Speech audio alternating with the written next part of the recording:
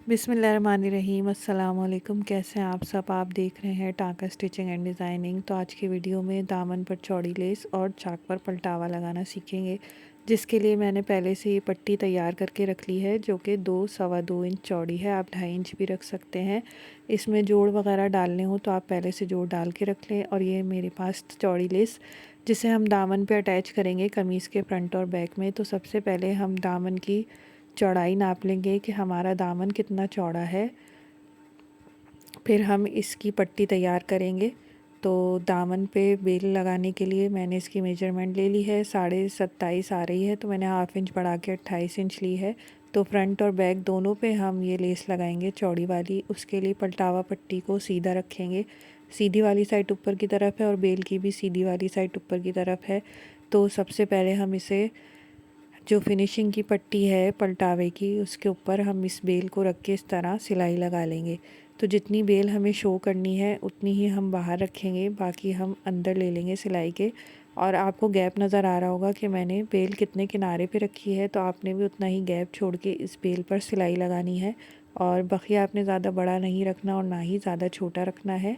और हल्के हाथ के साथ इस बेल को इस पट्टी पे अटैच करना है। तो ये देखें, बेल पट्टी पे अटैच हो चुकी है कुछ इस तरह से। अब हम इसे इस तरह फ़ोल्ड करेंगे और दामन की ये जो फ्रंट साइड है इसके ऊपर रखेंगे। और जो आपको जहाँ से लगानी है दामन पे, ये बॉर्डर के हिसाब से, तो आप वहाँ से इसको सेट करके पहले रखें, फिर इस पर हम ऊपर से सिलाई लगाना शुरू करेंगे। तो बहुत से सूट ऐसे होते हैं जिसमें हम चाक दामन पे अलग अलग स्टाइलिंग करते हैं। तो ये मैं आपको तरीका बता रही हूँ कि आपने चौड़ी अगर लेस लगानी हो तो सबसे पहले हमने दामन पे लेस लगा के उसे कंप्लीट करना है, बाद में हम चाक पे फिनिशिंग की पट्टी लगाते हैं। तो इस तरह से देखें, इसको फोल्ड करके इस पर किनारे किनारे की सिलाई लगा के हम पट्टी को इस पर अटैच कर लेंगे। और आपने साथ साथ ये चेक रखना है कि आपकी जो सिलाई है वो सीधी जाए। देखिए, कुछ इस तरह से निकल के आपकी बेल आएगी फिनिशिंग के साथ। नीचे से आपने देखना है कि आपकी बेल जो है वो बिल्कुल एक सीधी लाइन पर आ रही हो, यानी जिस बॉर्डर पे आप बेल लगा रहे हैं उसी बॉर्डर के ऊपर आपकी बेल आए।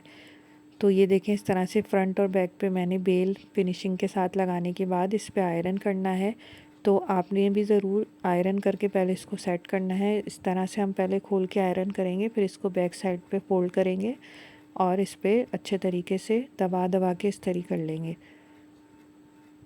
तो इस्त्री करना बहुत ज़रूरी है, इस तरीके से ही आपकी फिनिशिंग आएगी दामन में और चाक में। तो ये देखें, इस तरह से मैंने फोल्ड करके इस पर इस्त्री कर ली थी। अब बैक साइड पे इसको फिनिशिंग दे देंगे। तो हाफ इंच अंदर की तरफ इसको पहले फ़ोल्ड करेंगे और इस पर सिलाई लगाना शुरू करेंगे। मैंने इसमें इसके ट्राउज़र की ही पट्टी बनाई है, तो आप चाहें तो कंट्रास्ट में भी ले सकते हैं। कंट्रास्ट में आप इसमें मलाई क्रेप का कपड़ा जो शॉप्स पे पाइपिंग के लिए मिलता है वो लगा सकते हैं। मैंने इसमें ट्राउज़र की ही पट्टी लगाई थी।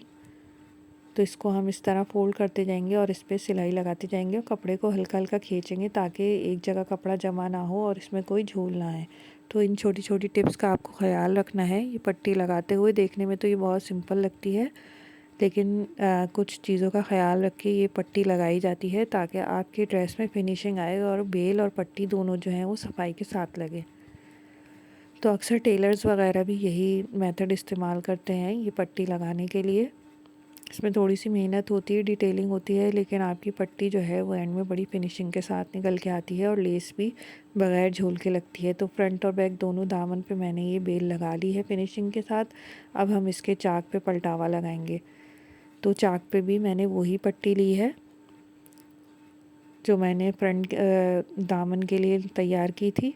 तो इसको हम इस तरह फ़ोल्ड करके रखेंगे पहले और इसको नीचे की तरफ फ़ोल्ड करेंगे ऐसे कि ये एक ही सिलाई में आ जाए, यानी जब हम इसके ऊपर सिलाई लगाएं तो नीचे से हमारी पट्टी निकलनी नहीं चाहिए, सिलाई के अंदर आनी चाहिए। तो आपने पहले इसको सेट करके फ़ोल्ड करके रखना है, फिर हम इस पर डबल सिलाई लगाएंगे। क्योंकि सिलाई यहाँ से हमारी शुरू हो रही है तो हमने डबल सिलाई लगा के इसको पक्का करना है।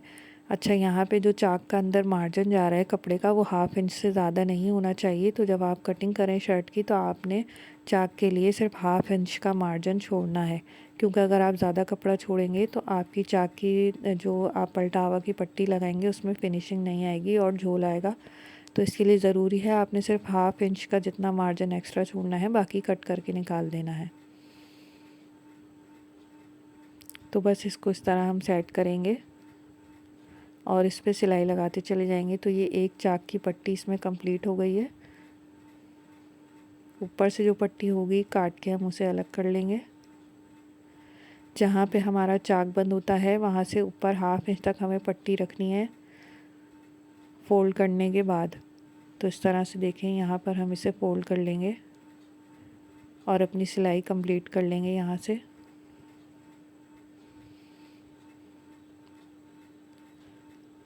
تو چاروں چاک پر یہ والی پٹی لگانے کے بعد بھی آپ نے اس طرح کھول کر اس پہ آئرن کرنی ہے اچھی طریقے سے، پھر اس کو بیک سائڈ پہ فولڈ کر کے ایک آئرن لگائیں گے۔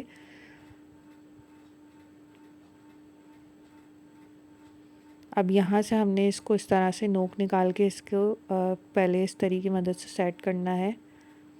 تو جو بھی چوڑی لیسز ہوتی ہیں اس میں جب ہم بیک سائڈ پہ پٹی کو فولڈ کرتے ہیں تو اسی طرح سے نوک نکال کے کرتے ہیں، تو آپ کی پٹی جو ہے وہ فرنٹ سائڈ سے نظر بھی نہیں آتی، اور بیک سائڈ پہ آپ اس طرح فولڈ کر کے جب لگاتے ہیں تو اس میں اور فنیشنگ آتی ہے۔ تو چوڑی والی لیس کے ساتھ ہم نے بیک سائڈ پہ پٹی کو اسی طرح فولڈ کرنا ہے۔ پہلے ہم اسے آئرن سے سیٹ کر لیں گے اور بعد میں اس میں سلائی کر کے اس کی فنیشنگ کر لیں گے۔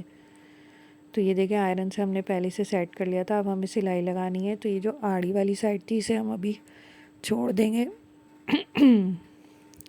اسے ہم ابھی چھوڑ دیں گے اور اس کو بعد میں ترپائی سے سیٹ کریں گے۔ تو یہاں پہ ہم نے اس کو اس طریقے سے جو اس کو سیٹ کیا تھا تو بس اس پہ سیدھی سیدھی سلائی لگاتے چلے جائیں گے۔ جب ہم آئرن کر لیتے ہیں ہمارا آدھا کام جو ہے وہ آسان ہو جاتا ہے اور آپ کے کام میں صفائی بھی آتی ہے۔ تو جہاں جہاں میں آپ کو بولتی ہوں کہ آپ کو اس چیز کو اس طریقے سے سیٹ کریں تو آپ ضرور کر لیا کریں، کیونکہ اس میں تھوڑی سی محنت تو لگتی ہے، لیکن آپ کا جو آخر میں جو بھی چیز شلوار قمیض جو بھی بن کے تیار ہوتی ہے وہ بہت فنیشنگ کے ساتھ تیار ہوتی ہے اور اس کی جو صفائی ہے وہ الگ ہی نظر آتی ہے۔ تو آپ نے یہ چیزیں اگنور نہیں کرنی، ان ساری ٹپس کا خیال رکھنا ہے اور ایک ایک چیز فالو کر کے آپ نے ساری سلائی کرنی ہے۔ اس کے ساتھ ساتھ جو لوگ میرے چینل پہ نئے ہیں وہ اور انہوں نے سبسکرائب نہیں کیا ہے وہ جلدی سے چینل کو سبسکرائب کر لیں اور بیل آئیکن کا بٹن دبانا مت بھولیے گا، تاکہ میرے ہر نئے آنے والی ویڈیو کی نوٹیفیکیشن آپ تک پہنچتی رہے، اور ویڈیو پسند آئے تو لائک ضرور کیجیے گا۔ تو اس طرح سے دیکھیں اوپر سے ہم نے فولڈ کر کے دوسری طرف ہم آ گئے ہیں چاک پر۔ بالکل کنارے کنارے کی سلائی لگائیں گے ہم۔ تو یہ جو پٹی ہے دیکھیں یہ بالکل اس کی جو چوڑائی آئی ہے وہ پرفیکٹ آئی ہے۔ تو آپ نے بس 2 انچ یا 2.25 یا 2.5 انچ کی پٹی لینی ہے، اس سے زیادہ چوڑی اچھی نہیں لگے گی اور نہ ہی زیادہ اس سے پتلی اچھی لگے گی۔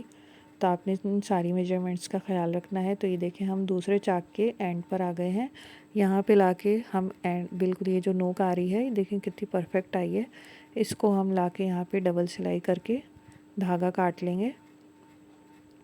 اب یہ جو حصہ رہ گیا تھا اس کو ہم ترپائی کی مدد سے اس میں اٹیچ کر لیں گے، سیٹ کر لیں گے۔ تو یہاں پر ہم باریک ترپائی کر کے اس کو سیٹ کریں گے تاکہ یہ فرنٹ اور بیک دونوں طرف سے بالکل پرفیکٹ نظر آئے اور دھلائی کے بعد جو ہے اندر سے کپڑا نہ نکلے۔ تو یہ پورا طریقہ بہت آسان تھا، امید کرتی ہوں آپ کو سمجھ آیا ہوگا، کیونکہ بہت سے ڈریسز ایسے ہوتے ہیں کہ جن پہ چاک دامن پہ ہم ایک جیسی لیس لگاتے ہیں، لیکن کچھ ڈریسز ایسے ہوتے ہیں آج کل چوڑی لیسز بھی چل رہی ہیں، تو ہم نے چوڑی لیس سے چاک پہ اتنی خوبصورت نہیں لگتی تو صرف دامن پہ لگاتے ہیں۔ تو اس کے ساتھ آپ یہ ساری ٹپس فالو کر کے اپنے ڈریس کو خوبصورت طریقے سے تیار کر سکتے ہیں۔ تو جو لوگ سینا جانتے ہیں وہ ان ساری چیزوں کو فالو کریں اور اپنے کپڑے گھر میں خود سلائی کریں، تاکہ آپ کے پیسے بچیں اور آپ کے اندر ایک سی کر جو ہے ایک خوشی بھی آتی ہے کہ آپ اپنے کپڑے خود سیتے ہیں اور ان کو پہنتے ہیں، تو اس کی بات ہی الگ ہوتی ہے۔ تو یہ دیکھیں اس طرح سے ترپائی کر کے ہم نے اسے سیٹ کر لینا ہے، اس کو پکا کر لینا ہے، اور یہ پورا تیار ہونے کے بعد ایک دفعہ اور اس پہ فنیشنگ کے ساتھ آئرن کریں گے۔ چاہیں تو آپ اسپرے کر کے بھی آئرن کریں تو اور زیادہ اس میں فنیشنگ آ جائے گی۔ تو یہاں پہ دیکھیں پورا اس کو میں نے کمپلیٹ کر لیا ہے، اس کو پکا کر لیں گے۔ تو یہ دیکھیں کتنی پیاری یہ تیار ہوئی ہے، فنیشنگ کے ساتھ ساری پٹی لگی ہے فرنٹ سے بھی اور بیک سے بھی، اور بیل بھی ہماری بغیر جھول کے ساتھ اس میں اٹیچ ہوئی ہے صفائی کے ساتھ۔ یہ دیکھیں، اور جب بھی آپ نے یہ چوڑی بیل لگانی ہے یا کوئی بھی لیس لگانی ہے تو دامن کے فرنٹ پہ بھی لگانی ہے اور بیک پہ بھی لگانی ہے۔ تو امید کرتی ہوں ویڈیو پسند آئی ہوگی۔ اللہ حافظ۔